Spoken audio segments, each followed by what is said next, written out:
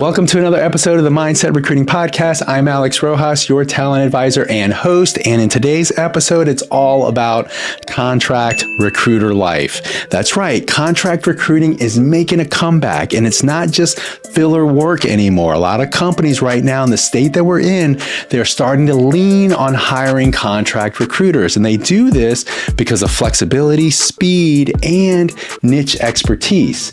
Now, a little bit about myself is that I got my start very early in contract recruiting. It was actually one of my first gigs right after I started that agency tech systems Aerotech days way back in the day. And so since then in contract recruiting, I've been able to grow, scale, and deliver at a high level for dozens of different clients and companies. So I'm going to speak about my experience and what I've seen throughout my career. So whether you're new to contracting roles or whether you want to level up your value, in this episode, I'm going to give you 5 power moves to thrive and succeed as a successful contract recruiter. Now, stick around for my closing commentary. I'm going to give you a really kind of sneak peek because this is a mindset shift. Because if you see yourself as a temporary contractor, as a temp, then you're doing it all wrong. I'm pumped. I'm ready. I'm excited. Let's discuss.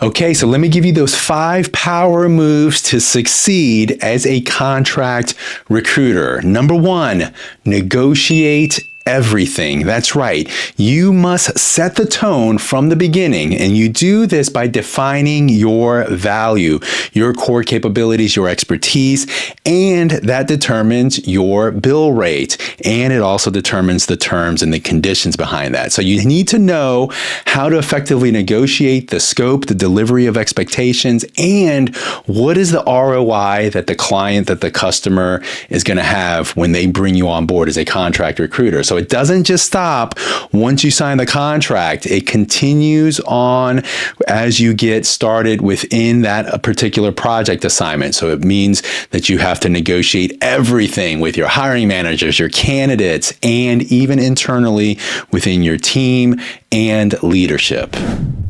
Okay, so number 2, and this is a big one for me, it's consultative approach. This is a mindset thing here.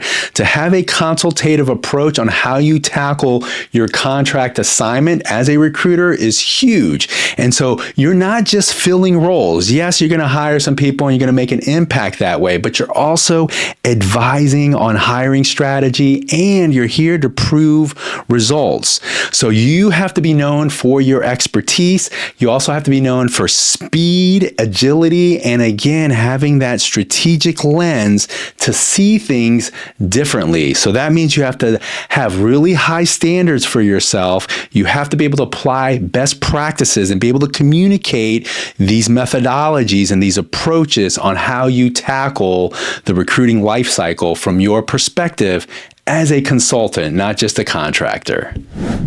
Okay, the 3rd power move to thrive and to be successful as a contract recruiter, it's all about your professional brand. And it seems like I have been really beating that drum now for quite some time over the past year because I have seen the impact that it makes.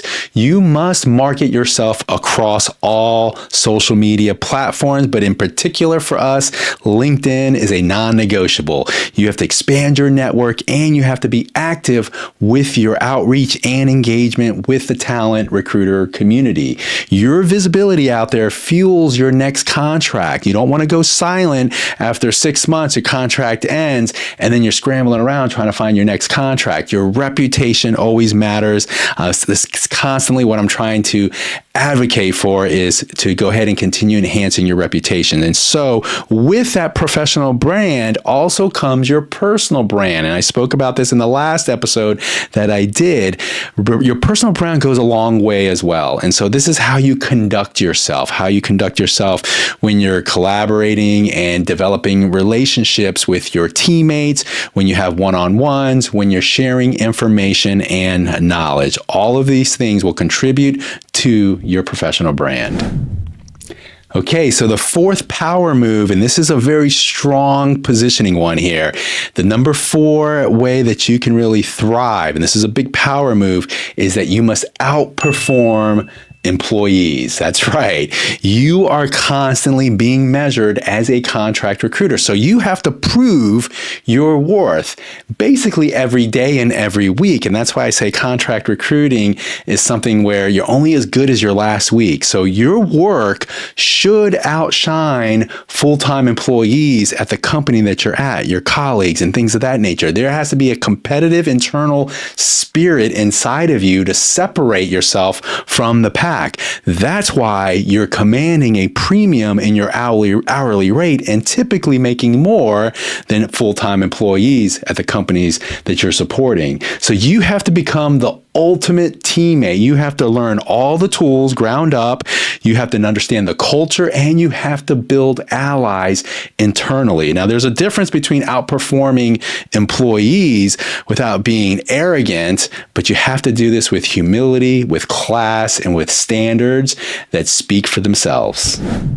Okay, so the fifth power move that you can use in order to thrive and be successful as a contract recruiter is blend in to stand out. And what do I mean by that? What I mean by that is just don't act like a contractor. Don't act like a contract recruiter that's on there on a temporary assignment. You must act like you are a cornerstone, that you are building a foundational piece in the business area that you support. And so what I mean by this is that you must continue to deliver with the highest standards.